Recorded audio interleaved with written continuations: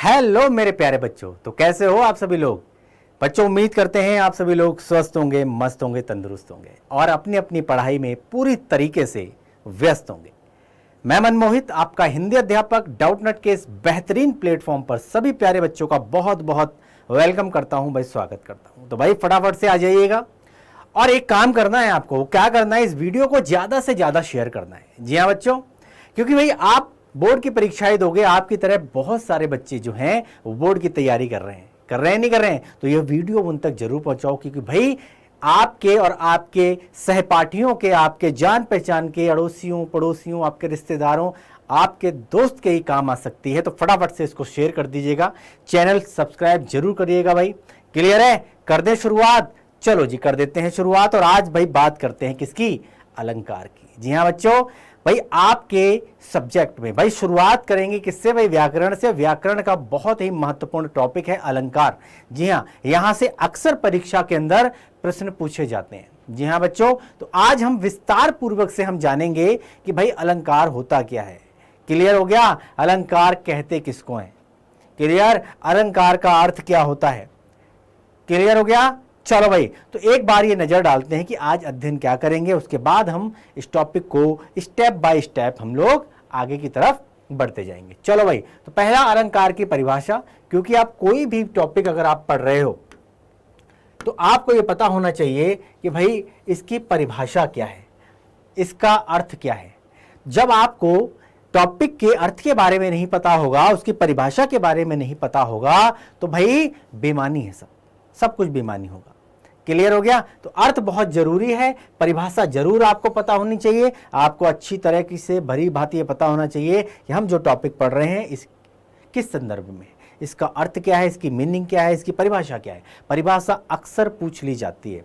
Clear हो गया? साथ में अलंकार के भेद यानी कि प्रकार, कितने प्रकार के होते हैं, और उदाहरण सहित करेंगे। जी हां बच्चों, क्योंकि अक्सर क्या होता है कि भाई हमें उदाहरण के माध्यम से बहुत अच्छी तरीके से पता हो जाता है। हमारा मकसद आपको रटाना नहीं है, हमारा मकसद है आपको समझाना, और इस तरीके से समझाना कि भाई आप कभी जीवन में अलंकारों को ना भूलें। जी हां बच्चों, क्लियर है? तो फटाफट से पेन उठाइए, कॉपी उठाइए और हमारे साथ आप भी लग जाइए। क्लियर हो गया? क्योंकि भाई हम अपना रोल प्ले कर रहे हैं, आपने अपना रोल प्ले करना है। आपने करना क्या है कि भाई जो जो चीजें आप पढ़ रहे हो वो चीज अगर आप हाथ के हाथ नोट डाउन करोगे तो इसके देखो कई फायदे हैं, फटाफट से बताता हूं, फिर हम आगे की तरफ चलेंगे। भाई एक तो साथ के साथ आपके नोट तैयार हो रहे हैं। क्लियर हो गया? जो बच्चे कहते हैं जी हमको याद नहीं होता, याद होने में जिनको समस्या होती है, अगर आप लिखकर याद करोगे, लिखने से क्या होता है कि चीजें जल्दी याद हो जाती हैं, और ऐसी याद होती हैं कि भाई हमेशा के लिए याद हो जाती हैं, आप जीवन में उन्हें कभी नहीं भूलते हो। लिखावट बहुत सुंदर हो जाती है, और तो और आपकी स्पीड बहुत अच्छी होती है। स्पीड अच्छी होती है, इससे के जो परिणाम है आपको परीक्षा में मिलेंगे। आपने अक्सर देखा होगा बहुत सारे बच्चे, हो सकता है इन बच्चों में आप भी शामिल हो, कि आप समय से पहले ही क्या है लिख नहीं पाते हो। यानी कि आप 3 घंटे का पूरा जितना भी समय आपका परीक्षा में मिलता है, आप पूरा समय निकाल देते हो, लेकिन इसके बाद भी आप लिखते ही रहते हो। इसका मतलब क्या है? आपकी स्पीड नहीं है बच्चे। क्लियर हो गया? तो आपकी स्पीड बन जाएगी। क्लियर? और स्पीड अगर बन जाएगी तो समय से पहले आप प्रश्नों का हल कर लोगे, और इसका परिणाम आपको तब मिलेगा जब आप हायर स्टडीज के लिए, कंपटीशन की तैयारी के लिए जब जाओगे, तो वहां पर आपको खूब लिखना पड़ता है। आज से, अभी से अगर आपने ये आदत नहीं डाली, आगे चल के बहुत समस्याओं का सामना करना पड़ेगा।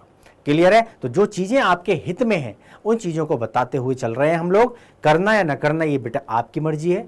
आज हो सकता है 2 दिन लगे, 4 दिन लगे, है ना, हफ्ता 10 दिन लगे, 15-20 दिन लगे, लेकिन एक बार आपकी आदत पड़ गई तो आप हमेशा के लिए इन समस्याओं से निजात पा सकते हैं। क्लियर?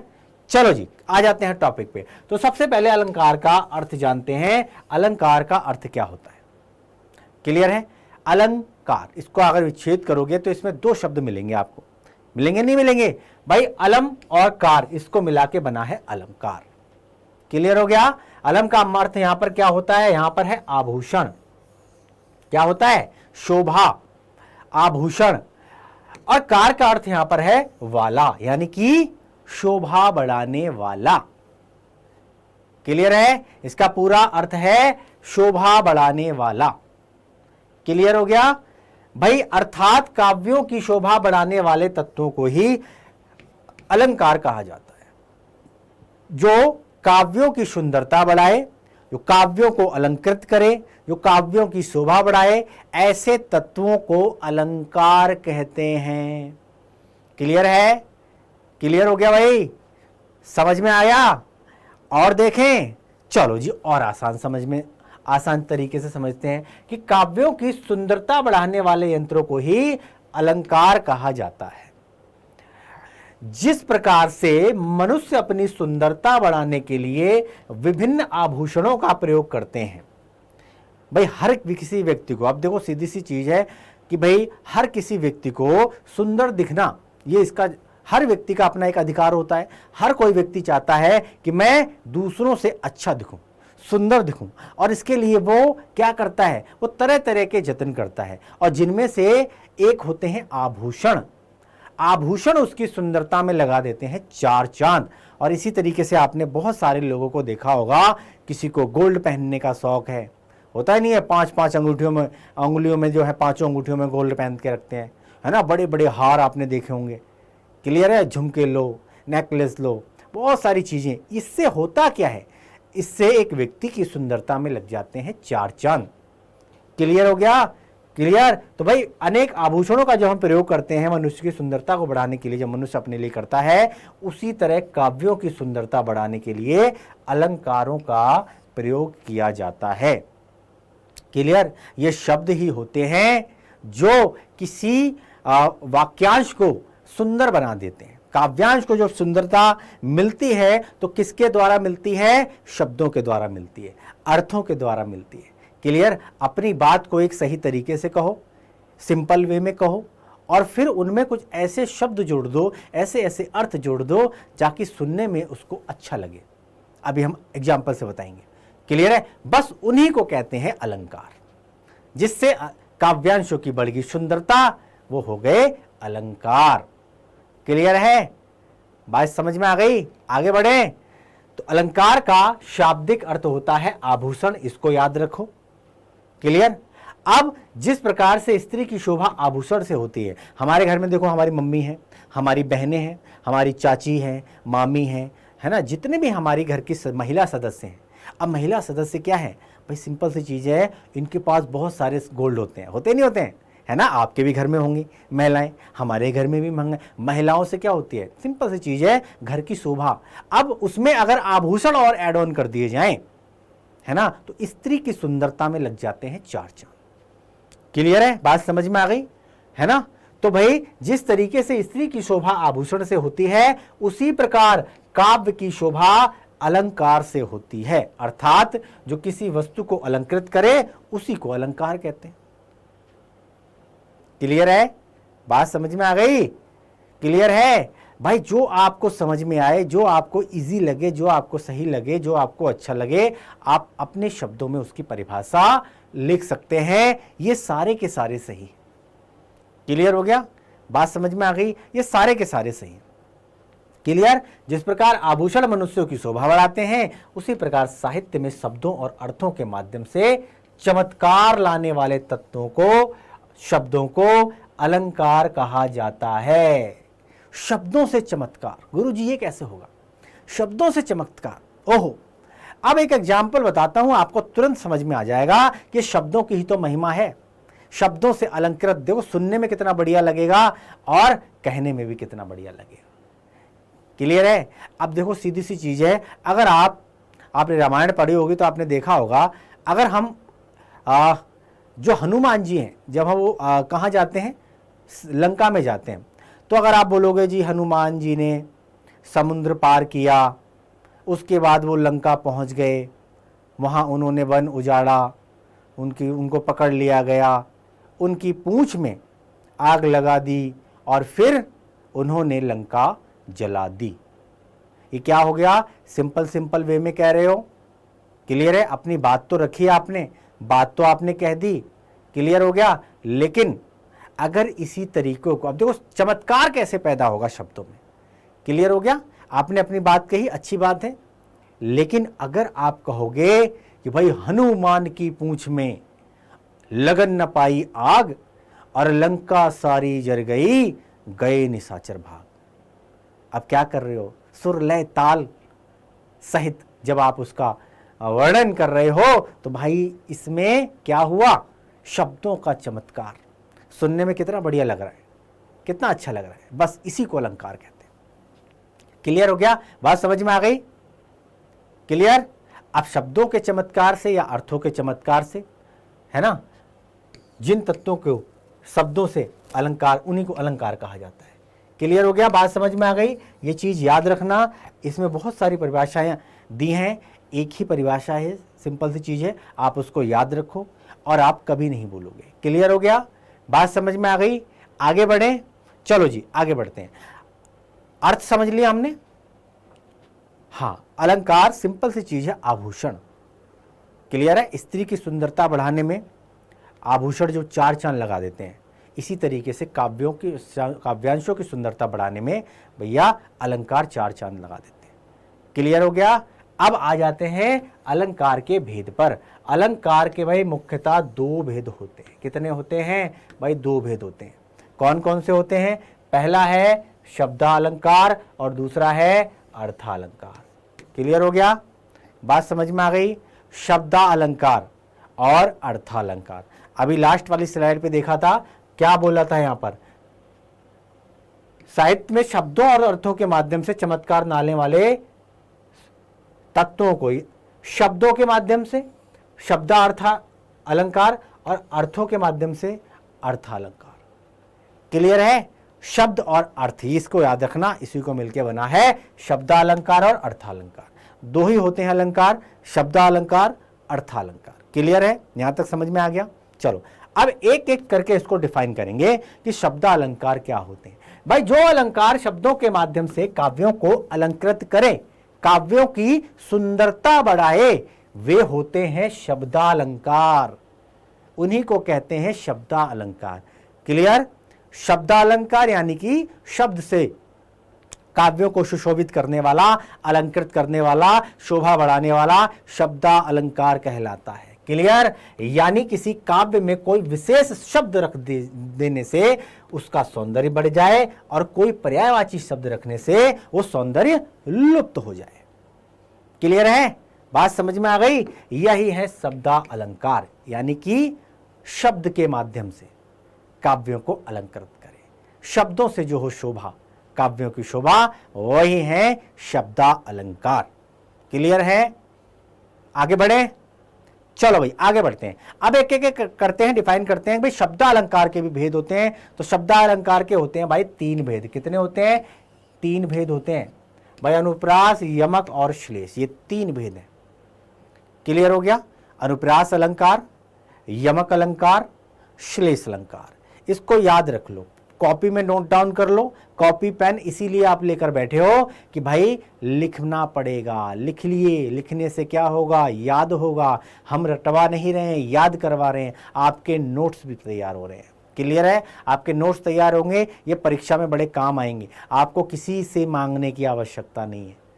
क्लियर है, अच्छे नंबर आएंगे, टॉप एंड टॉप करोगे आप। क्लियर हो गया, तो हमारा मकसद है आपको भाई टॉप करवाना। क्लियर है, वो भी हिंदी में। क्लियर है, चलो शब्दालंकार के तीन भेद, अनुप्रास, यमक, श्लेष। याद रखो, अनुप्रास, यमक, श्लेष, अनुप्रास, यमक, श्लेष, अनुप्रास, यमक, श्लेष। 3 बार बोलो, 3 बार बताओ और 3 बार लिखो, याद हो गया। लो जी, क्लियर है, क्लियर है, बात समझ में आ गई। चलो अब अनुप्रास अलंकार पे चलते हैं। पहले बहुत ध्यान से समझना, बड़े आसान शब्दों में समझा रहा हूं, बड़े अच्छे तरीके से समझा रहा हूं, आप कभी अलंकार भूलोगे ही नहीं, ये मैं गारंटी दे रहा हूं। 100% आपको गारंटी मिलेगी, आपको अलंकार नहीं भूलोगे आप। अनुप्रास की परिभाषा क्या है भाई, जब किसी काव्य को सुंदर बनाने के लिए किसी वर्ण, ध्यान रखो, वर्ण वर्ण वर्ण, क्लियर है, वर्ण की बार बार आवृत्ति हो। क्लियर है, एक वर्ण बार बार आए, एक अक्षर बार बार आए। क्लियर है, बार बार जब आए तो वो अनुप्रास अलंकार कहलाए, उसको अनुप्रास अलंकार कहते हैं, वो अनुप्रास अलंकार कहलाता है। एक वर्ण की आवृत्ति बार बार हो। क्लियर है, और किसी विशेष वर्ण की आवृत्ति से वाक्य सुनने में बड़ा सुंदर लगता है, कानों में रस घोल दिया हो किसी ने, इस तरीके से। क्लियर है, बात समझ में आ गई। एक वर्ण की आवृत्ति जहां बार बार हो, और जब एक वर्ण की आवृत्ति बार बार हो रही है तो भाई काव्यों की सुंदरता बढ़ रही है। क्लियर है, वाक्य सुनने में बड़ा अच्छा लगता है। अनुप्रास अलंकार का उदाहरण है। किस तरीके से, आओ उदाहरण देख के समझेंगे तब समझ में आएगा। क्लियर है, चारुचंद्र की चंचल किरणें खेल रही हैं जलथल में। अब क्या हो रहा है यहां पर चा वर्ण बार बार आ रहा है। अभी क्या बताया था कि भाई एक वर्ण बार बार अगर हो, एक वर्ण की आवृत्ति अगर बार बार हो रही है तो वहां क्या होगा, वहां अनुप्रास अलंकार होगा। क्लियर हो गया, बात समझ में आ गई। यहां चा वर्ण बार बार आ रहा है, चारुचंद्र की चंचल किरणें खेल रही हैं जलथल में। अब जहां एक वर्ण बार बार आए, आंख बंद करके बोल देना अनुप्रास अलंकार है जी। कैसे, भाई हमको बताया गया था एक वर्ण बार बार आ रहा है, एक वर्ण की आवृत्ति बार बार हो रही है, अनुप्रास अलंकार। क्लियर है, चलो। मधुर मधुर मुस्कान मनोहर मनुज वेश का उजियाला, क्या हो रहा है, मां वर्ण बार बार आ रहा है और मां वर्ण की आवृत्ति बार बार हो रही है, तो वाक्यांश अति सुंदर लग रहा है सुनने में, है ना, किसी ने मिठास घोल दी हो, है ना। मधुर मधुर मुस्कान मनोहर है। क्लियर है, तो भाई क्या आ रहा है, मां वर्ण बार बार आ रहा है, मां वर्ण क्या बार बार, मां वर्ण की आवृत्ति बार बार हो रही है। क्लियर है, और जब किसी काव्य में किसी वर्ण या व्यंजन की एक से अधिक बार आवृत्ति हो तो वहां अनुप्रास अलंकार होता है। क्लियर है, बात समझ में आ गई। और ले लें एक, चलो जी, बचपन से आते हैं, सुन आपने देखा होगा, सुनते हुए आते हैं, रघुपति राघव राजा राम पतित पावन सीताराम, ऐसे ना, है ना। तो रघुपति राघव राजा राम, इसमें क्या हो रहा है, इसमें रावर्ण की आवृत्ति बार बार हो रही है।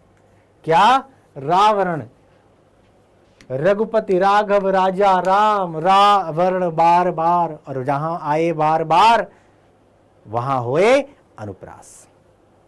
क्लियर हो गया, क्लियर हो गया। अनुप्रास अलंकार इंपॉर्टेंट है, आता है, ध्यान रखना, शब्दालंकार में से एक जरूर आता है। क्लियर है, बात समझ में आ गई। चलो रावण और आगे लेके चलते हैं। आहा हा, क्या बात है गुरुजी, मजा आ गया। चंदू के चाचा ने चंदू की चाची को चांदनी चौक पे चांदनी रात में चांदी की चम्मच से चटनी चटाई। चंदू के चाचा ने चंदू की चाची को चांदनी चौक में चांदी की चम्मच से चांदनी रात में चटनी चटाई। क्या हो रहा है, चावरण की आवृत्ति बार बार हो रही है, चावरण बार बार, और जहां बार बार वहां अनुप्रास।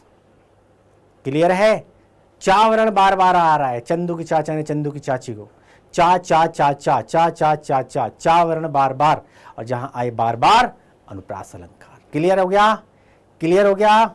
चलो भाई आगे बढ़े, चलो और देख लो, बहुत सारे हैं जी। का कर कानन कुंडल मोर पखा, क्या हो रहा है, कावर्ण।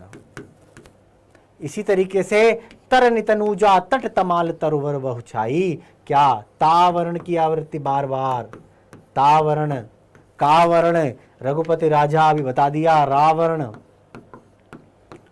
इसी तरीके से कोमल कपाल को किल कमनीय कुकुती थी, का वर्ण की आवृत्ति बार बार हो रही है, और जब का वर्ण, रा वर्ण, ता वर्ण, का वर्ण जब बार बार आ रहा है तो भाई वाक्य की सुंदरता में चार चांद लग जाते हैं, सुनने में बहुत ही अच्छा लग रहा है। क्लियर हो गया, क्लियर हो गया, बात समझ में आ गई। अनुप्रास क्लियर हो गया, आगे बढ़े। चलो जी अब आगे बढ़ते हैं, अगला है यमक अलंकार। अनुप्रास क्लियर हुआ तो बोलो यस। चलो जी बहुत बढ़िया, वेरी गुड। अब अगला क्या है, यमक अलंकार। अनुप्रास, अनुप्रास क्या, दूसरा क्या, यमक। अब जिस प्रकार अनुप्रास अलंकार में किसी एक वर्ण की आवृत्ति होती है बार बार, उसी प्रकार यमक अलंकार में किसी काव्य का सौंदर्य बढ़ाने के लिए एक शब्द, एक वर्ण, एक शब्द, एक वर्ण, एक शब्द, इसको याद रखो। एक वर्ण बार बार अनुप्रास, एक शब्द, अब यहां पर वर्ण नहीं है, यहां पर शब्द है। क्लियर, एक शब्द दो या दो से अधिक बार आए, एक शब्द दो या दो से अधिक बार आए, लेकिन दो बार प्रयोग हुए शब्द का अर्थ निकले अलग अलग। क्लियर? दो शब्द आ रहे हैं, एक शब्द आ रहा है और एक शब्द दो या दो से अधिक बार आ रहा है, लेकिन दोनों के अर्थ हैं भिन्न भिन्न। दोनों के अर्थ भिन्न भिन्न है। यमक अलंकार का उदाहरण है, यमक अलंकार कहलाता है, उसी को कहते हैं यमक अलंकार। एक शब्द दो या दो से अधिक बार आए और दो या दो से अधिक बार प्रयोग होने पर उसका अर्थ जो है वो अलग अलग हो, उसका अर्थ अलग अलग हो, यमक अलंकार कहलाता है। यहां तक लिख लिया, यहां तक समझ लिया? क्लियर है? बहुत इजी समझा रहा हूं, बहुत आराम से, ताकि आप नोट भी बना लो। क्लियर हो गया? चलो भाई, चलो भाई, बहुत बढ़िया। यमक अलंकार, एक शब्द दो या दो से अधिक बार आए लेकिन दोनों के अर्थ भिन्न हो, अलग अलग हो, यमक अलंकार कहलाता है। यमक का उदाहरण है अगला। यमक उदाहरण किस तरीके से? उदाहरण के तौर पे देखिए, कनक कनक तेज सौगुनी और मादकता अधिकाय और वा खाए बौराए जग या पाए बौराए। यमक का उदाहरण है, ध्यान से समझना। एक शब्द दो बार आया है, कौन सा आया है? कनक। एक कनक, एक कनक क्या? धतूरा। क्लियर? दूसरा कनक शब्द वही है लेकिन यहां दूसरा रिपीट किया हुआ है, उसका मतलब है सोना। अब सोना शब्द से लोग सोने पर ज़्यादा फोकस करते हैं कि सर जी सोना नहीं, सोने वाली बात नहीं, गोल्ड से समझ में आ जाएगा, वो वाला सोना। क्लियर है? अब देखो ध्यान से समझना, कनक कनक तेज सौगुनी, दोनों के अंदर क्या होता है? जब आ जाता है ना किसी के पास सोना अगर ज़्यादा आ गया तो घमंड में चकनाचूर, है ना, पागल हो जाता है आदमी, बौरा जाता है। क्लियर है बात? समझ? तो वही दिया गया है, कनक शब्द का प्रयोग दो बार हुआ है यहाँ पर। क्लियर है? और प्रथम कनक का अर्थ सोना है, दूसरे का है धतूरा। और कनक शब्द का दो बार यहाँ प्रयोग होने से दोनों के अर्थ में भिन्नता है, एक का सोना एक का धतूरा। अब कनक कनक ते सौगुनी मादकता अधिकाय वा खाए बौराए जग और या पाए बौराए। क्लियर? धतूरा आपने देखा होगा, धतूरा आपने कांटे वाला फल देखा होगा, कांटे वाला जो फल होता है आपने देखा होगा। जब शिवरात्रि के टाइम पर बहुत सारे फल जो होते हैं ना शिवलिंग पे चढ़ते हैं, वही वाला कांटेदार फल। उसके अंदर क्या होता है? उसके अंदर नशा होता है, ज़्यादा मात्रा में अगर वो खा लिया तो क्या होता है? व्यक्ति पागल हो जाता है, पागल, दिमागी संतुलन खो बैठता है और सुध बुध खो बैठता है। क्लियर हो गया? पागल हो जाता है। ज़्यादा मात्रा में अगर धतूरा खा लिया जाए तो भाई आगरा का हॉस्पिटल, क्लियर है, वहाँ पहुँचाना पड़ता है उसको, पागल खाने में। क्लियर है? इसी तरीके से अगर किसी के पास ज़्यादा मात्रा में सोना आ जाए यानी कि गोल्ड, तो वो व्यक्ति भी बौरा जाता है, पागल हो जाता है। तो ना ज़्यादा मात्रा में धतूरा, धतूरे का सेवन अच्छा, न ज़्यादा मात्रा में सोना, दोनों का शब्द वही है, कनक। कनक धतूरा, कनक सोना, गोल्ड। क्लियर है? क्लियर है? चलो आगे बढ़े। काली घटा का घमंड घटा। देखो घटा और घटा, क्लियर है? दो बार आया है, दो बार आया। क्लियर है? काली घटा का घमंड घटा। अब यहां पर घटा क्या है? घटा, घटा, घटा एक शब्द है, दो बार आया है लेकिन दोनों का अर्थ अलग अलग यहां पर पाया है। क्लियर है? काली घटा है, जब आप काले काले बदरा आते हैं, देख रहे हो, है ना, वर्षा ऋतु में, वर्षा काल से पहले घटा का संबंध किससे है? वर्षा काल से, है ना। काले काले जब बादल आते, कहते नहीं काली काली घटाएं छा रही हैं, अब तो भैया जोरदार बारिश होने वाली है। तो वो घटा उस संदर्भ में है जब काले काले बादल जो है ना आसमान में छा जाते हैं। जब वो बादल छट जाते हैं यानी कि दूसरे का अर्थ क्या है? घटना, चले जाना। क्लियर है? तो एक वर्षा काल से में उड़ने वाली मेघमाला से है। क्लियर है? और दूसरा घटा का अर्थ है कम हुआ यानी कि घट गया। जब वो बादल चले जाते हैं यानी कि घट जाते हैं, तो उसी संदर्भ में कहा गया है काली घटा का घमंड घटा। क्लियर है? एक घटा का अर्थ है काले काले बादल जो हैं उनसे है, और दूसरा जब वो बादल कम हो जाते हैं, छट जाते हैं, घट जाते हैं, चले जाते हैं, दूसरे का संदर्भ उसमें है। तो कहा गया है काली घटा का घमंड घटा। क्लियर? यमक क्लियर होगा? चलो और देखें। चलो, माला फेरत जुग भया और फिरा न मन का फेर और कर का मन का डारिदय मन का देखो 2 बार आया है। मन का 2 बार आया है। जेते तुम तारे तेते नभ में न तारे, एक का तारा से संबंध है, दूसरा जब भव सागर से पार तारे। क्लियर है? कहे कवि बेनी, बेनी एक कवि बेनी का नाम है। बेनी ब्याल की चुराई लीनी। दूसरा कबीरा सोई पीर है जो जाने पर पीर। पीर 2 बार आया है यहाँ पर। क्लियर? 3 बेर खाती थी वो 3 बेर खाती थी। कितने? 3 बेर खाती थी वो 3 बेर। क्लियर? बेर 2 बार आया है। बेर यानी कि वो फल होता है ना, खाने वाला फल। 3 ही बेर खाती थी, 3 बेर यानी कि 3 बार खाती थी, लेकिन 3 ही खाती थी। तो बेर अर्थ 2 अलग अलग शब्द एक है, 2 बार आया है, लेकिन दोनों का अर्थ अलग अलग यहां पाया है। क्लियर है? बात समझ में आ गई? आगे बढ़े। चलो जी, अब आ जाते हैं तीसरे पे, यानी कि श्लेष। श्लेष मतलब चिपका हुआ।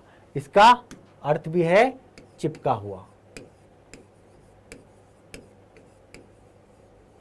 चिपका हुआ। क्लियर? श्लेष अलंकार जो है वो ऊपर जितने भी 2 अभी अनुप्रास और यमक आपको बताए थे, इन दोनों से थोड़ा हटके है। दोनों आपने अच्छे तरीके से समझ लिए होंगे, तो इसको समझने में आपको बहुत आसानी हो जाएगी। जहां पर कोई एक शब्द एक ही बार आए पर उसके अर्थ अलग अलग निकलें, वहां पर क्या था?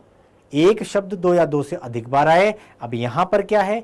एक शब्द एक ही बार आए पर उसके अर्थ अलग अलग निकलते हों। उसका अर्थ 2 भी हो सकता है, 3 में संदर्भ में भी हो सकता है, अलग अलग निकले, वहां पर होता है श्लेष अलंकार, क्योंकि ये एक दूसरे से चिपका होता है। शब्द एक ही रहेगा, उसकी मीनिंग 2-3 निकलती है इस तरीके से। अर्थात श्लेष का अर्थ है यहां पर चिपका हुआ, यानी कि मिला हुआ। जब एक शब्द से हमें विभिन्न अर्थ मिलते हैं तो उस समय श्लेष अलंकार होता है। अर्थात जब किसी शब्द का प्रयोग एक बार ही किया जाए, जब किसी शब्द का प्रयोग एक बार ही किया जाए और उससे अर्थ कई निकलते हों, तो वहां पर श्लेष अलंकार होगा। क्लियर है? इतना ही लिखना परिभाषा में चल जाएगा। जब किसी शब्द का प्रयोग एक बार ही किया जाता है लेकिन उससे अर्थ कई अर्थ निकलते हैं, तो वहां पर श्लेष अलंकार होता है। क्लियर है? ये इसकी परिभाषा हो गई। क्लियर है? आपको समझाने के लिए आपको डिटेल में लिख दिया गया। क्लियर हो गया? चलो भाई आगे बढ़े। जैसे कि पानी गए न उबरे मोती मानुष चून। अब यहां पर एक शब्द का इस्तेमाल किया गया है, पानी। क्लियर है? पानी गए न उबरे मोती मानुष चून। अब इसके 3 अर्थ निकलते हैं। पहला मोती के संदर्भ में, दूसरा मानुष के संबंध में, तीसरा चून के संबंध में। शब्द एक ही है, एक दूसरे से चिपके हुए हैं, अर्थ 3 निकलेंगे इसके। पानी गए न उबरे मोती मानुष चून। पहले का क्या है भाई? पानी। पानी यानी मोती की चमक बिना पानी के बेकार है। पानी, मोती चमकता है क्या? पानी में तो चमकता है। पानी हटा दो, मोती की इंपॉर्टेंस खत्म, मोती की वैल्यू खत्म। क्लियर? मोती चमकता है पानी के अंदर, तो कितनी जरूरत है, कितनी इंपॉर्टेंस है उस पानी की। क्लियर है? मनुष्य के संदर्भ में अगर बोला जाएगा तो भाई पानी का मतलब होता है किससे? शर्म से, हया से, सम्मान से। क्लियर है? एक व्यक्ति का अगर सम्मान चला जाए तो वह व्यक्ति किसी काम का नहीं। कहते नहीं पानी पानी हो गए। क्लियर है? तो दूसरे का अर्थ किससे है? पानी, यानी सम्मान से जुड़ा हुआ है, व्यक्ति के सम्मान के साथ जुड़ा हुआ है। क्लियर? और तीसरा क्या है? तीसरा है चून। भाई आप जो आटा गूंथते हो नहीं गूंथते हो, रोटियां बनाते हो नहीं बनाते, रोटी कैसे बनती है? सबसे पहले आटा गूंथा जाता है। क्लियर है? उसको चून कहा जाता है, उसको चून कहते हैं। अगर आपने आटा गूंथा तो भाई बिना पानी के आटा गूंथ सकते हो, बिना पानी के आप आटा नहीं गूंथ सकते। तो चून गूंथने के लिए आपको पानी की आवश्यकता होती है। क्लियर है? इसीलिए संदर्भ में कहा है पानी गए न उबरे मोती मानुष चून। 3 अर्थ निकलते हैं इसके। क्लियर है? इसी तरीके से अगला चलते हैं। सीधी चलते राह जो रहते सदा निशंक और जो करते विप्लव उन्हें हरि का है आतंक। यहां पर हरि शब्द का यूज किया है। हरि हरि हरि, हरि परमात्मा, हरि परमात्मा के बोला गया है, भगवान के लिए बोला गया है। जो व्यक्ति, आपने देखा होगा, मन के सच्चे होते हैं, जिनके मन में कोई खोट नहीं होता है, उनको किस चीज़ का डर? कहते हैं ऊपर वाला अपने साथ है। जब आप सही हो तो ऊपर वाला भी आपका साथ देता है। क्लियर है? डरता कौन है? डरता वो है जिसके मन में चोर होता है, जिसके मन में कपट होता है। क्लियर है? तो एक तो हरि परमात्मा इस संदर्भ में हो गया। दूसरा हरि बंदरों के संदर्भ में कहा गया है। बंदरों के संदर्भ में कहा गया है, किस तरीके से कहा गया है? देखो सीधी सी चीज है, अगर आपने देखा होगा बंदरों को, अगर आप, सिंपल सी चीज है, आप बंदरों से प्यार करोगे, सिंपल सी चीज है, बंदरों को खिलाओगे पिलाओगे, बंदर आपको कुछ नहीं कहेगा। बंदर कब आप पर आक्रमण करता है, बंदर कब हमलावर होता है? जब आप बंदरों को छेड़ोगे। क्लियर हो गया? तो एक यहां पर हरि परमात्मा के संदर्भ में किया गया है और दूसरा हरि बंदरों के संदर्भ में कहा गया। क्लियर है? सीधी राह चलो, बंदर परेशान नहीं करेंगे आपको। बंदर तभी परेशान करेंगे जब आप उनको छेड़ोगे। क्लियर है? चलो आगे चलो। जे रहीम गति दीप की कुल कपूत गति सोए और बारे उजियारो करे बड़े अंधेरो होए। बड़े, यहां पर बड़े का इस्तेमाल किया है, रहीमदास जी का दोहा है। और इसके अंदर बड़े यानी कि दिए और कुपुत्र के चरित्र को एक जैसा यहां दर्शाने की कोशिश करी गई है। तो क्या कह रहे हैं रहीमदास जी कि भैया शुरू में दोनों उजाला करते हैं, दिया भी करता है कुपुत्र भी करता है, लेकिन बढ़ने पर अंधेरा हो जाता है। और इसी उदाहरण के माध्यम से बड़े शब्द में दो भिन्न अर्थ निकल रहे हैं। दीपक के संदर्भ में बढ़ने का मतलब है बुझ जाना, है ना, बुझने के बाद क्या होता है? अंधेरा हो जाता है। कुपुत्र के संदर्भ में बढ़ने का मतलब है बड़ा हो जाना। क्लियर हो गया? तो ये क्या है? शब्द एक है लेकिन अर्थ इसके कई निकलते हैं। चलो भाई आगे बढ़ें। चलो जी, तो इस तरीके से अब हमारा शब्दालंकार हो गया समाप्त। क्लियर हो गया? शब्दालंकार की समाप्ति होती है।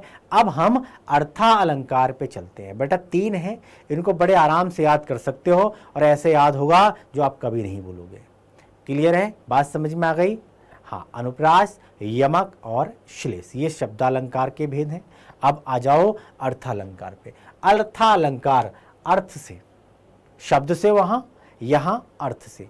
जब किसी काव्य की, किसी शब्द की या किसी भी तरह के लेखन की अर्थ के आधार पर, इसको याद रखो, अर्थ के आधार पर, अर्थ के आधार पर शोभा बढ़ाई जाए, उसके अर्थ के हिसाब से उसको सुंदर बनाया जाए, उसी को अर्था अलंकार कहा जाता है।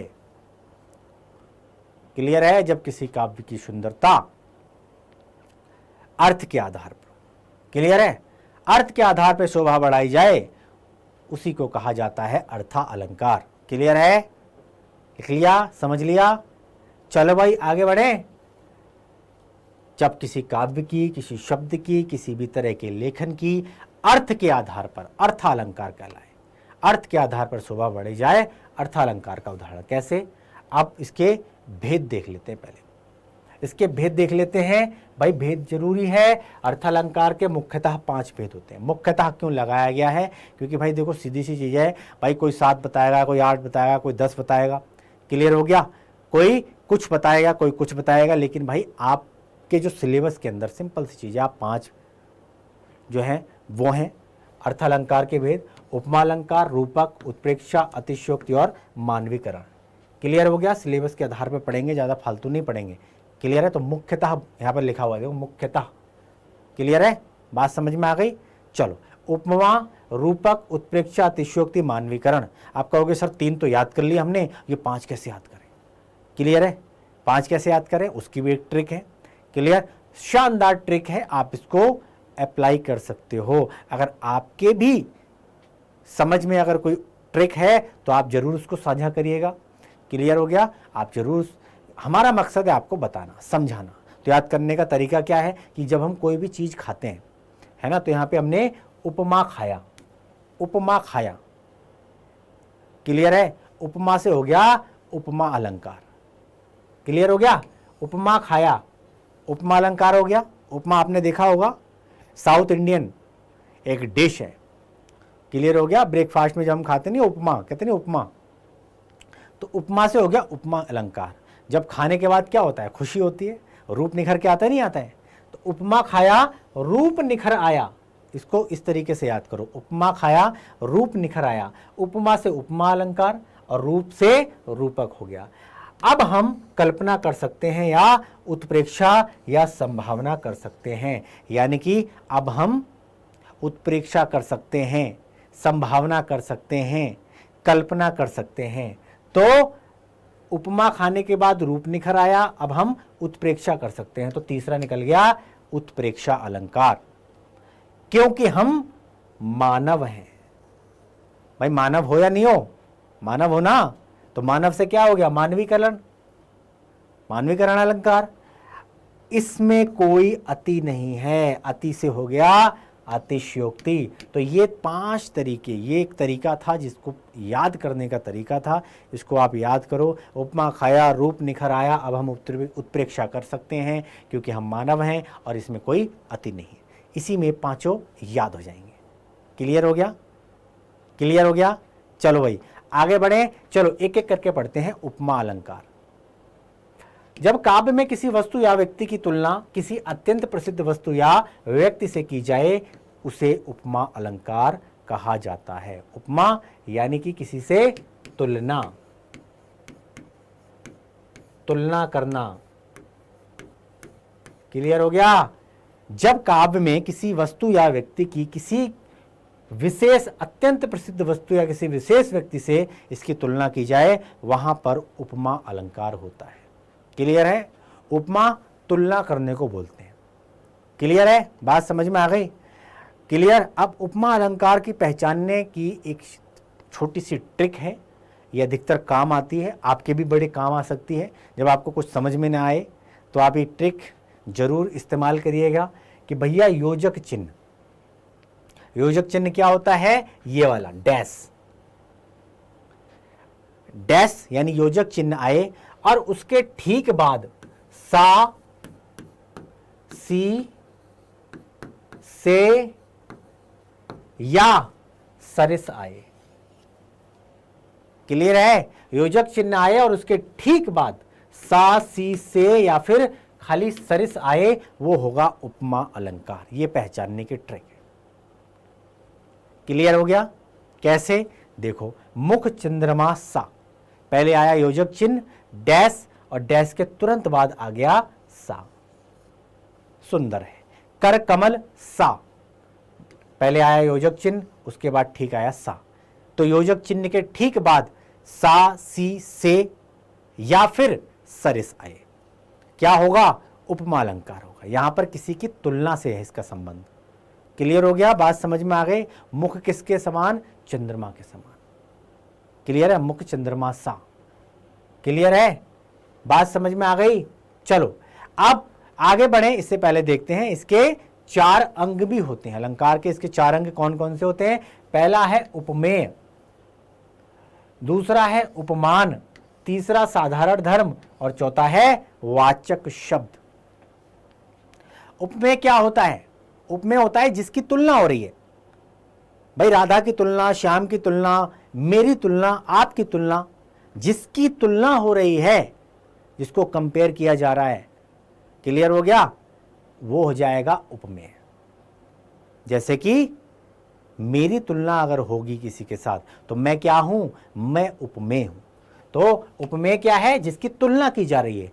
उपमान क्या है, जिससे तुलना की जा रही है। उपमेय जिसकी तुलना हो रही है, उपमान यानी कि जिससे तुलना हो रही है। इसको याद रखो, बड़ा बड़ा इंटरेस्टिंग है, बड़ा इंटरेस्टिंग चीज है और आप इसको याद रखो। उपमेय, उपमान, साधारण धर्म और वाचक शब्द। क्लियर। उपमेय जिसकी तुलना हो रही है, उपमान जिससे तुलना हो रही है। ये 2 याद हो गए मुझे लगता है, इसमें कोई कंफ्यूजन नहीं है। उपमेय यानी कि जिसकी तुलना हो रही है, उपमान जिससे तुलना हो रही है, साधारण धर्म वो गुण जिसके आधार पर तुलना की जा रही है। काला है, गोरा है ना, मोटा है, पतला है, अच्छा है, ईमानदार है, बुरा है, क्या, जिस गुण के कारण, जिस गुण के कारण तुलना की जा रही है, जिसके आधार पर तुलना हो रही है, वो हो जाएगा साधारण धर्म। अब वाचक शब्द क्या है? जिस युक्ति या शब्द के माध्यम से तुलना की जा रही है। क्लियर है? कमल सा, सरिस, ये सब वाचक शब्द में आ जाएगा। क्लियर है? अब आपको पहचानने में और आसानी हो जाएगी। आओ आगे चलते हैं। पीपर पात सरिस मन डोला, सरिस आ गया जी बीच में, उपमा है जी। आपने बताया था जी सर, सरिस योजक चिन्ह के बाद ठीक सा सी से या सरिस उपमा। क्लियर हो गया? चलो भाई, अब मन को पीपल के पत्ते की तरह यहां पर हिलता हुआ बताया गया है। पीपर पात सरिस मन डोला। अब देखो, उपमेय, उपमान, साधारण धर्म और वाचक शब्द यहां पर पहचानना है। कैसे पहचानोगे? देखो जी, मन क्या है? उपमेय है, क्योंकि मन की तुलना हो रही है। क्लियर हो गया? मन की तुलना हो रही है, मन यहां पे उपमेय है। किससे हो रही है? पीपल के पत्ते से। पीपर पात यहां पर है उपमान, पीपर पात उपमान है। अब ये क्या कर रहा है? डोल रहा है। जिसकी वजह से हो रही है ना, किसके? डोल रहा है। तो डोलना वो क्या है? ये डोलना ही तो है साधारण धर्म। मन भी डोल रहा है और पीपल का पत्ता भी डोल रहा है। इसी की वजह से तो समानता बताई जा रही है इसके अंदर।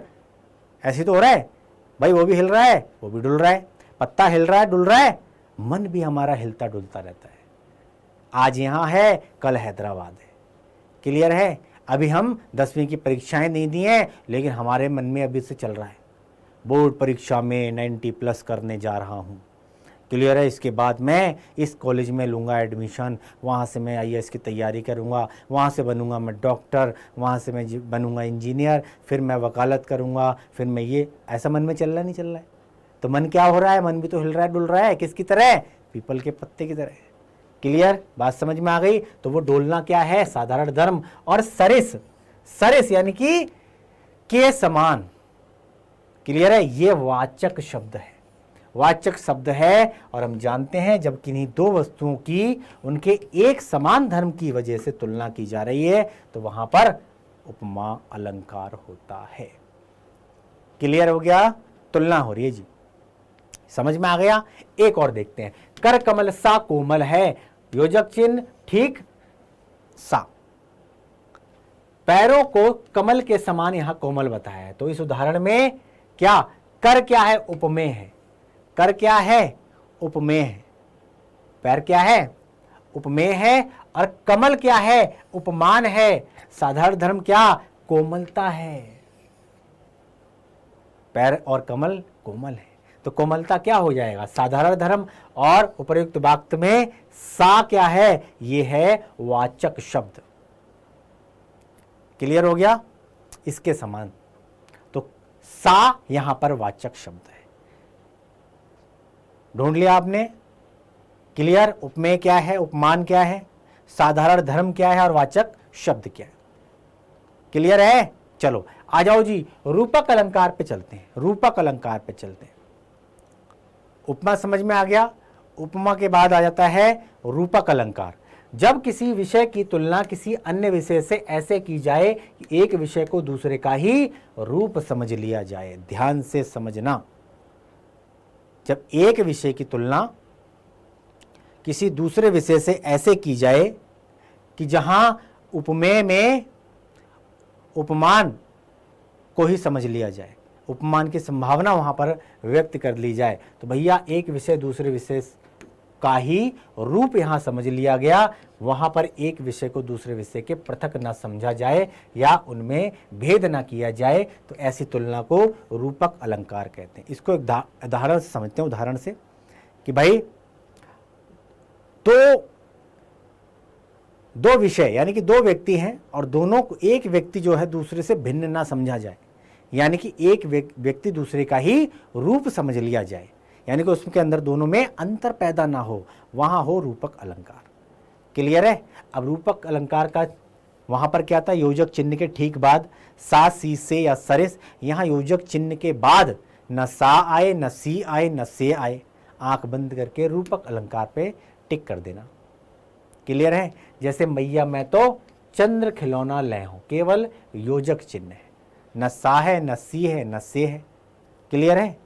बात समझ में आ गई। तो 99% केसेस में ये ट्रिक काम कर जाती है। क्लियर। मैया मैं तो चंद्र खिलौना ले हूं। अब ध्यान से समझना, चंद्रमा और खिलौने में यहां समानता न दिखाकर चांद को ही खिलौना बोल दिया गया है। क्लियर है। मैया बालहट, चंद्र खिलौना ले हूं।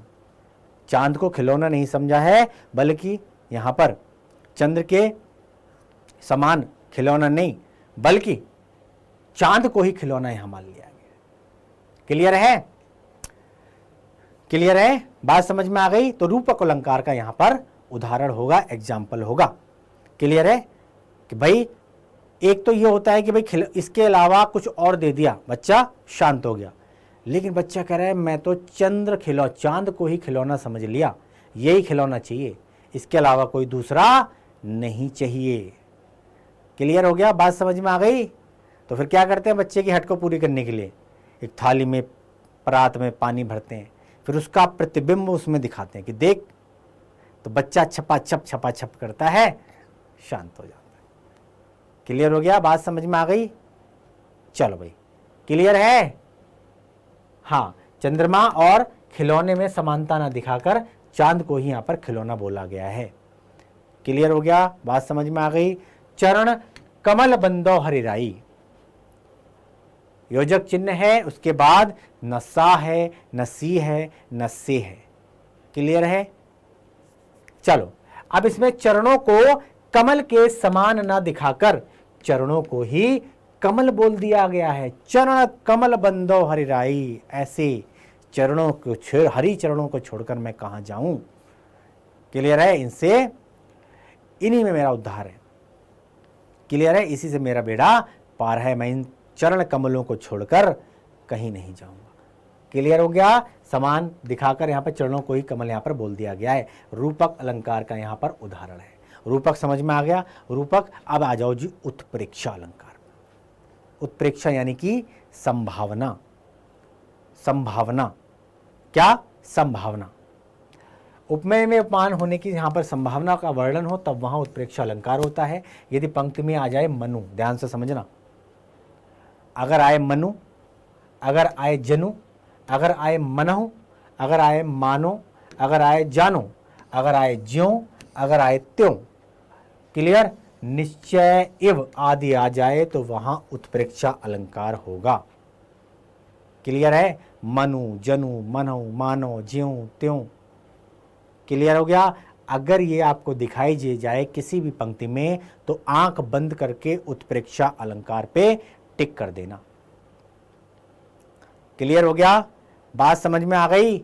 मनु, जनु, मनहु, मानो, जानो, ज्यों, त्यों, निश्चय एव अगर आ जाए उत्प्रेक्षा अलंकार। कैसे? मुख मानो चंद्रमा है। क्या आया? मानो, जानो, ज्यों, त्यों, निश्चय इव, ये सब क्या है? ये सब उत्प्रेक्षा अलंकार का उदाहरण है। यहां पर संभावना है, उत्प्रेक्षा है, संभावना है। क्लियर हो गया। क्लियर है।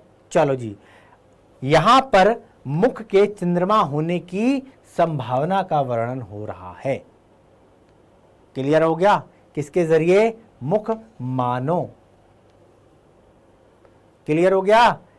क्लियर है। तो यहां पर क्या है? उत्प्रेक्षा अलंकार। क्लियर है।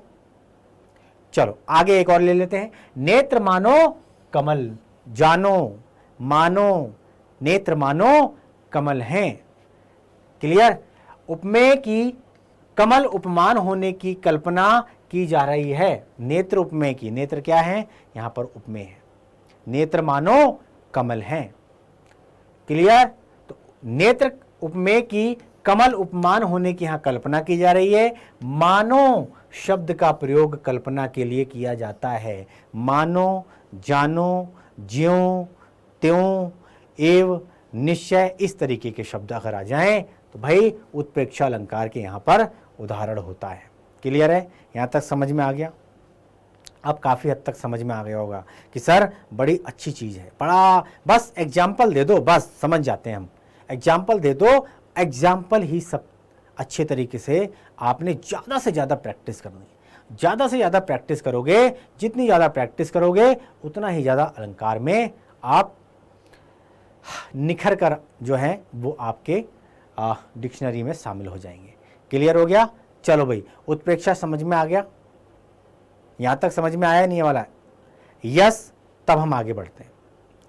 क्लियर हो गया? उपमा, रूपक, उत्प्रेक्षा, 3 अलंकार हम लोग क्लियर कर चुके हैं। अब आ जाओ जी अगले चौथा क्या है? अतिशयोक्ति।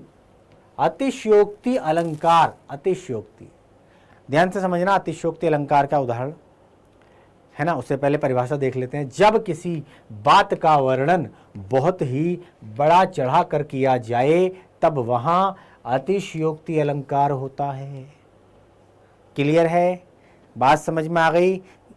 किसी का महिमा मंडन जहां हो रहा है, भाई महिमा मंडन होता है तो क्या होता है? आदमी बोला जाता है, बोले जाता है, बोले जाता है, वो यही नहीं देखता सामने वाला भी समझदार है या नहीं है।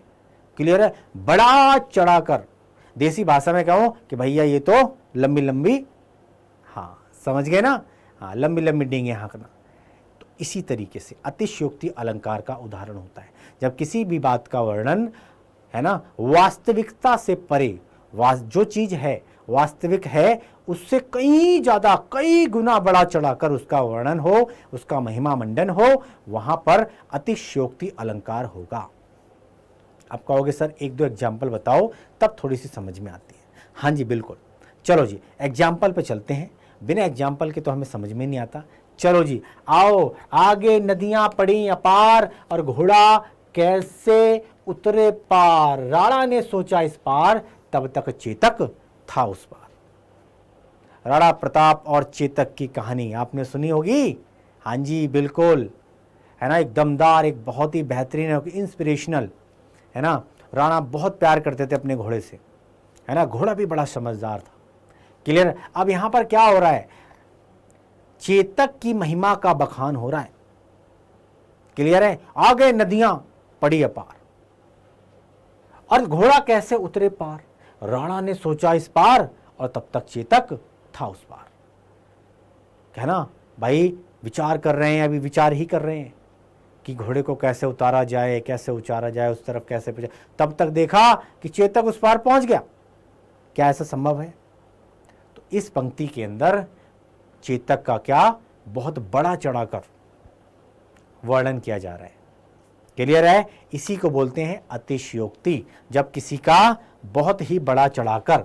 क्लियर? तो चेतक की यहां शक्तियों और स्फूर्ति को बहुत बड़ा चढ़ाकर वर्णन किया गया है। तो क्या है यहां पर? अतिशयोक्ति अलंकार। चेतक बेशक समझदार था। क्या ऐसा हो सकता है कि एक ही छलांग में नदी पार कर गया हो? इतना तो नहीं हो सकता ना।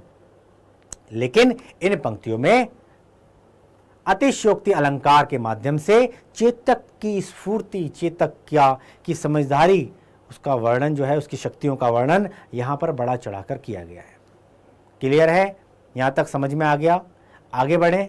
चलो जी अब और आगे बढ़ते हैं। एक और पंक्ति ले लो। हनुमान की पूंछ में और लगन न पाई आग और लंका सारी जल गई और गए निशाचर भाग।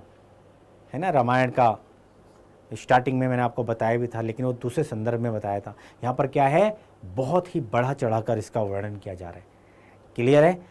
पूंछ में आग नहीं लग पाई, है ना, और उससे पहले ही पूरी लंका सत्यानाश हो गई, जलकर खाक हो गई और सारे निशाचर भाग गए। उसी विषय में कहा गया है, हनुमान की पूंछ में लगन न पाई आग और लंका सारी जल गई, गए निशाचर भाग। क्लियर है? तो यहां पर क्या हो रहा है? यहां पर अतिशयोक्ति अलंकार, यानी कि यहां पर उस वाक्यांश का क्या है? बड़ा चढ़ाकर महिमा मंडन किया जा रहा है। क्लियर हो गया? बात समझ में आ गई? और ले उदाहरण और देख लें 1-2। चलो और देख लें। चलो भाई, धनुष उठाया ज्यों ही उसने, मतलब धनुष उठाया ज्यों ही उसने और चढ़ाया उस पर बाण, तैयार कर रहा है। धनुष उठाया ज्यों ही उसने और चढ़ाया उस पर बाण और धरा सिंधु नभ कांपे सहसा विकल हुए जीवों के प्राण। क्लियर हो गया? अब यहां पर क्या हुआ है? बड़ा चढ़ाकर, मैंने बताया अतिशयोक्ति, चलो, तो यहां पर जैसे ही अर्जुन ने धनुष उठाया, आपको पता है अर्जुन है ना, अर्जुन जो थे वो कहते हैं कि सृष्टि में सबसे सर्वश्रेष्ठ धनुर्धर का खिताब जो है उनको मिला था अर्जुन को। तो धनुष जैसे ही उन्होंने उठाया और उस पर बाण जैसे ही चढ़ाया, तभी धरती, आसमान, नदियां कांपने लगी। धरती, आकाश, नदियां थर थर थर थर कांपने लगी। माना कि बहुत अच्छे धनुर्धर थे, सर्वश्रेष्ठ धनुर्धर थे, लेकिन क्या कभी ऐसा हो सकता है? क्या ऐसा हो सकता है कि अभी बाण चलाया ही नहीं है, बस केवल और केवल ताना ही है और धरती, नदियां, आकाश, पाताल सब कांपने लगे। क्लियर है भाई? और सभी जीवों के प्राण निकलने को हो गए। क्लियर है? अब ये बात बिल्कुल असंभव है, क्योंकि बिना बाण चलाए ऐसा हो ही नहीं सकता। असंभव जिसको बोलते हैं, असंभव। इस तथ्य का लोक सीमा से बहुत बड़ा चढ़ाकर यहां पर वर्णन किया गया है और अतः यह उदाहरण अतिशयोक्ति अलंकार के अंतर्गत आएगा। आएगा या नहीं आएगा? यस और नो, आप बताओ। यस और नो कमेंट में लिखो, यस और नो। क्लियर? हाँ। तो धनुष उठाया ज्यों ही उसने और चढ़ाया उस पे बाण, और धरा सिंधु नभ कांपे सहसा, विकल हुए जीवों के प्राण। क्लियर है? धनुष जो तीर है वो भी छूटा नहीं है, लेकिन धरती, आकाश, पाताल, नदियां, जीव जंतु सब जो हैं, हाँ बिल्कुल बिल्कुल। चलिए, बहुत बढ़िया। आगे बढ़े, आगे बढ़े। चलो जी, आगे बढ़ते हैं। चलो भाई, आगे बढ़ते हैं। देख सुदामा की दीन दशा, करुणा करी के करुणा निधि रोए। इसको लयबद्ध तरीके से पढ़ेंगे तो देखी सुदामा की दीन दशा, करुणा करी के करुणा निधि रोए। इसमें क्या हो रहा है? आपने देखा होगा कृष्ण और सुदामा की दोस्ती, आप सभी जानते हैं, मित्रता करो तो ऐसी करो। तो कृष्ण और सुदामा की जो दोस्ती थी उसके सभी कायल थे। एक कहाँ सृष्टि के रचयिता, एक कहाँ कृष्ण और कहाँ सुदामा। सुदामा बड़े दीन थे, बड़े गरीब थे, बड़े दुखिया थे। क्लियर है? लेकिन श्री कृष्ण के परम मित्र थे। कृष्ण उन्हें अपना परम मित्र मानते थे। क्लियर है? तो इन पंक्तियों में कवि का काव्यांश से तात्पर्य यह है कि भाई सुदामा की दरिद्रतावस्था को देखकर कृष्ण का रोना आ गया। क्लियर? जब खाने को नहीं, भूखों मरने की नौबत आ गई, और जब बात है ना, जब उनकी पत्नी ने कहा कि भाई अब तक तो ठीक था, लेकिन अब बच्चों को मैं भूखा पेट नहीं देख सकती, आप क्यों नहीं जाते अपने मित्र के पास? क्लियर? लेकिन सुदामा जो थे बड़े ही किसी संकोचवश नहीं जाया करते थे, है ना, कि ठीक है मेरे मित्र हैं, लेकिन मैं किस मुंह से जाऊं। लेकिन एक बार जबरदस्ती जब जो उनकी पत्नी ने उनको भेज दिया कि भाई जाओ नहीं, तो मैं उनको इमोशनली ब्लैकमेल किया, तो कृष्ण के पास जाते हैं सुदामा। ठीक है? द्वार पे पहले तो घुसने ही नहीं दिया जाता है, लेकिन जब कृष्ण को पता चलता है कि ऐसे ऐसे एक व्यक्ति आए, तो कृष्ण जो है वो भागे भागे दौड़े दौड़े अपने मित्र को गले लगाने के लिए बाहर तक आते हैं। तो उसी संदर्भ में कहा गया है, जब उनकी दशा देखी तो उनसे रोना आ गया, है ना, भगवान रोने लगे, कृष्ण रोने लगे। तो वही संदर्भ में कहा गया है कि देखिए सुदामा की दीन दशा, करुणा करे के करुणा निधि रोए। तो सुदामा की दरिद्रतावस्था को देखकर कृष्ण को रोना आ गया है, और उनकी आंखों से इतने आंसू गिरते हैं कि भाई उससे पैर धोने के वर्णन में अतिशयोक्ति है। क्लियर? भाई पानी से पैर धो सकते हो, लेकिन क्या कभी ऐसा हो सकता है कि इंसान अपने आंसुओं से नहा ले या फिर पैर धो ले? ऐसा हो सकता है? नहीं ना। लेकिन यहां पर वर्णन किया गया। क्लियर हो गया? क्लियर हो गया? तो यह है अतिशयोक्ति अलंकार का उदाहरण, यानी कि किसी भी चीज को बड़ा चढ़ाकर महिमा मंडन करना, वर्णन करना उसका। क्लियर हो गया? चलो जी, आगे बढ़े। लास्ट है मानवीकरण अलंकार। मानवीकरण अलंकार यानी कि मानव। क्लियर हो गया? यहां पर ध्यान से समझिएगा कि जब प्राकृतिक चीजों में मानवीय भावनाओं के होने का यहां वर्णन हो, तो वहां मानवीकरण अलंकार होता है। क्लियर है? बात समझ में आ गई? जब प्राकृतिक चीजों में मानवीय भावनाओं के होने का वर्णन हो, तब वो मानवीय अलंकार का उदाहरण होगा, वहां पर मानवीय अलंकार होता है। अब मानव की भावनाएं क्या हैं? इंसान हंसता है, मुस्कुराता है, बोलता है, बतियाता है ना, गुस्सा हो जाता है, नाराज हो जाके इधर उधर, है। तो ये सब किसके भाव हैं? खिलखिलाने के, हंसने के, रूठने के, मनाने के, ये सब किसके हैं? ये मानव के भाव हैं। मानव अपने भावों के माध्यम से इन चीज़ों को प्रकट करता है नहीं करता है? तो वही चीज, उसी चीज को, उन्हीं मानवीय भावनाओं को प्रकृति के साथ सामंजस्य बिठाकर वर्णन करना ही मानवीय करण अलंकार कहलाता है। क्लियर है? यहां तक समझ में आ गया? आइए उदाहरण समझते हैं, तब समझ में आ जाएगी। फूल हंसे कलियां मुस्काई। अभी मैंने क्या बताया था? इंसान हंसते हैं, इंसान मुस्कुराते हैं। तो इंसान की भावनाओं को प्रकृति के साथ सामंजस्य बिठाकर प्रकृति के माध्यम से वर्णन करना ही मानवीय करण अलंकार कहलाता है। क्लियर है? अब यहाँ पर फूलों के हंसने की बात की गई है। यहाँ पर फूलों के हंसने का वर्णन किया गया है जो मनुष्य करते हैं। क्लियर है? बात समझ में आ गई? और कलियां मुस्काई, मुस्कुरा रही हैं। कौन कलियां? मुस्कुराता कौन है? इंसान मुस्कुराता है, मनुष्य मुस्कुराता है, मनुष्य हंसता है, मनुष्य रोता है, मनुष्य ठाके लगा के हंसता है और मनुष्य ही मुस्कुराता है। क्लियर? लेकिन यहां पर फूलों के हंसने की बात हो रही है और कलियों के मुस्कुराने की बात हो रही है, अतः यहां पर मानवीय करण अलंकार होगा। क्लियर है? चलो आ जाओ। मेघ आए बड़े बन ठनके संवर के। अब भाई इंसान हंसता है, बोलता है, मुस्कुराता है, ये तो ठीक है। इस इंसान जो है सजता संवरता भी है। क्लियर है? सूट बूट टाई वाई कौन लगाता है? बन ठनता, बन ठन के कौन आता है? इंसान आता है। किसी पार्टी में जाते हैं हम लोग, कहते नहीं कहते हैं कि जो फटाफट से रेडी हो जाओ, बन ठन के जल्दी फटाफट से पार्टी में चलना है। क्लियर है? यहां पर मेघ आए बन ठन के, संवर के। सजना संवरना महिलाओं का गहना होता है और यहां पर मेघों के बारे में बात करी जा रही है।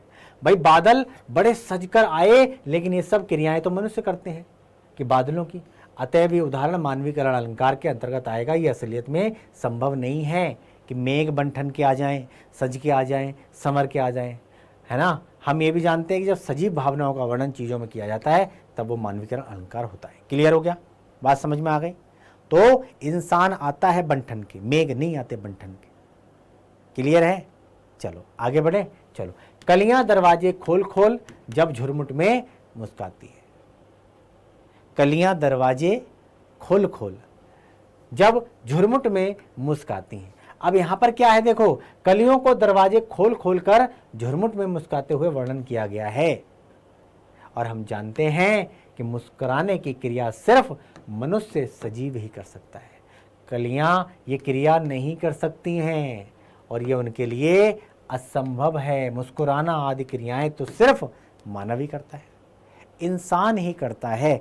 ये इंसान के गुण हैं, इंसान की भावनाएं हैं। उन भावनाओं को प्रकृति के माध्यम से, प्राकृतिक के माध्यम से, है ना, वर्णन किया जा रहा है। अतः यहाँ मानवीकरण अलंकार का उदाहरण है। क्लियर है? बात समझ में आई है नहीं आई? चलो, तो इस तरीके से भाई अलंकार वाला चैप्टर आज हो जाता है क्लोज। ओके बच्चों, तो धन्यवाद, थैंक यू वेरी मच। फटाफट से इसको लाइक शेयर जरूर करना बच्चों। ज़्यादा से ज़्यादा अलंकार आपके सब्जेक्ट से जुड़े हुए हैं और भाई जरूर आते हैं एग्जाम के अंदर। क्लियर है? तो अगले वीडियो में, अगली क्लास में एक नए टॉपिक के साथ फिर से मैं हाजिर होता हूं। तब तक मुझे दो इजाज़त और आप बने रहो डाउटनट के साथ। नमस्कार, जय हिंद।